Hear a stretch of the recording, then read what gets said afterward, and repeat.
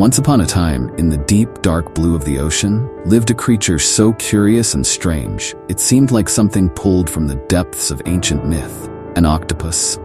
With its bulbous head, soft, pliable body, and 8 long, writhing tentacles, it was a creature that seemed to defy the very rules of nature, and it held secrets that no one truly understood.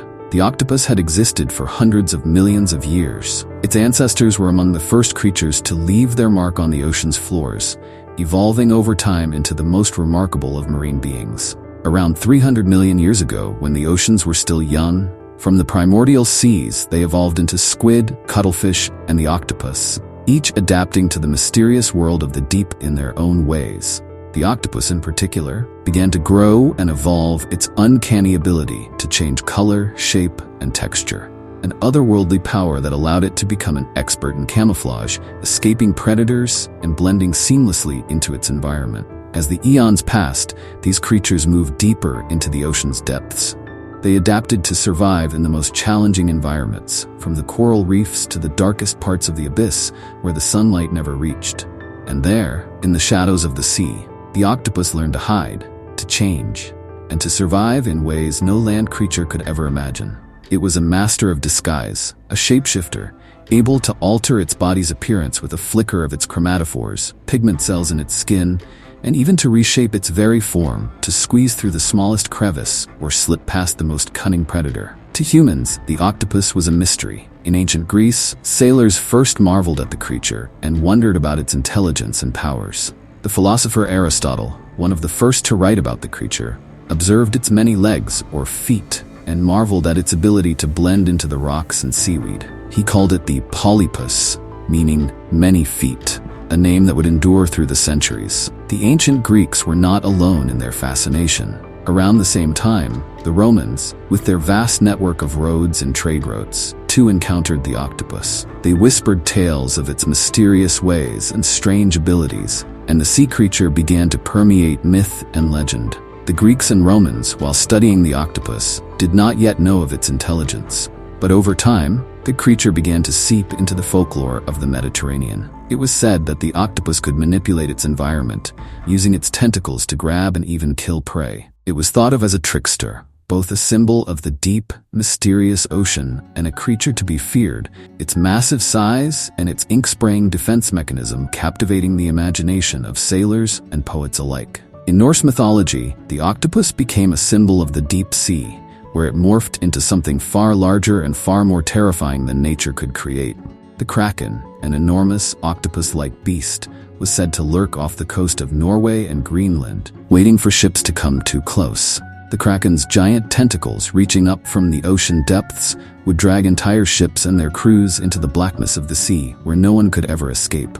This tale of terror became deeply ingrained in Scandinavian folklore, carried from port to port by sailors who had seen the true size of the sea's mysteries. It was a legend that would inspire generations, becoming an archetype of horror in stories about sea monsters. As time marched on and centuries passed, the fascination with the octopus didn't wane.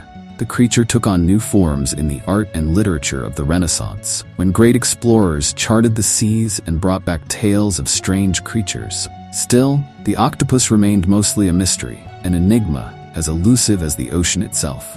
Artists began to depict it in their work, drawing it with exaggerated features, as if it were not quite of this world. These artists were fascinated by its shape, its movement, and its apparent otherworldliness. For the octopus, in its fluidity and mystery, seemed to embody the unknown nature of the sea. Then, in the 19th century, a new kind of fascination with the octopus began to take hold. As European nations sent explorers out into the world, bringing back creatures and discoveries from far-off places, the octopus became a symbol of nature's unknowable powers. Writers like Jules Verne in 20,000 Leagues Under the Sea gave life to the myth of the octopus as a fearsome monster. In Verne's tale, Captain Nemo and his crew are attacked by a gigantic octopus that springs from the ocean floor, its many tentacles pulling them under the waves in a violent and unstoppable assault. The octopus was no longer just a creature of the deep. It had become a force of nature, a living embodiment of the chaos and power of the ocean itself. In the early 20th century, scientists began to unravel some of the secrets of the octopus. They discovered that this creature, so alien to human understanding, was highly intelligent, capable of problem-solving, and possessed a nervous system that was uniquely its own. The octopus had a brain, but it also had nerve clusters in its arms, meaning it could think with its limbs, making it one of the most dexterous and complex creatures on Earth. Researchers marveled at the octopus's ability to escape from tanks, manipulate objects, and even solve puzzles, pushing forward the idea that this creature, far from being a mindless beast, was an intellectual marvel of the animal world. By the mid-20th century, the octopus had become a fixture in popular culture, appearing in everything from films to comic books. Yet, even as it became a symbol of danger and mystery in the minds of the public, there was still so much to learn about it. The giant squid, another distant relative, was thought to be the largest and most terrifying cephalopod. And yet, the octopus seemed to remain just beyond the reach of human understanding. As scientists studied the creature more, they began to realize that its true complexity was even more profound than they had imagined. The octopus was not just a monster lurking in the shadows of folklore. It was a creature capable of feeling, thinking, and, in some ways, understanding the world in a way that was uniquely different from any other animal. In more recent times, stories of human-octopus interactions have captivated the world. In The Soul of an Octopus by Cy Montgomery, the author recounts her experiences bonding with an octopus named Octavia, whose intelligence, curiosity, and emotional depth opened up a new understanding of these creatures. Similarly, the documentary My Octopus Teacher, 2020, told the story of a man who spent a year befriending an octopus in the kelp forests of South Africa. The film, which showed the deep connection between human and octopus, became a sensation, offering a glimpse into the emotional world of a creature most people had never thought to look at in such a way. Today, the octopus is no longer just a creature of myth and fear. It is a symbol of intelligence and adaptability, a testament to the marvels of evolution and the endless possibilities of life beneath the waves. Its fascinating behaviors, problem-solving abilities, and enigmatic presence continue to inspire awe, reminding us of how much we still have to discover about the natural world and the creatures that inhabit it. In the quiet depths of the ocean,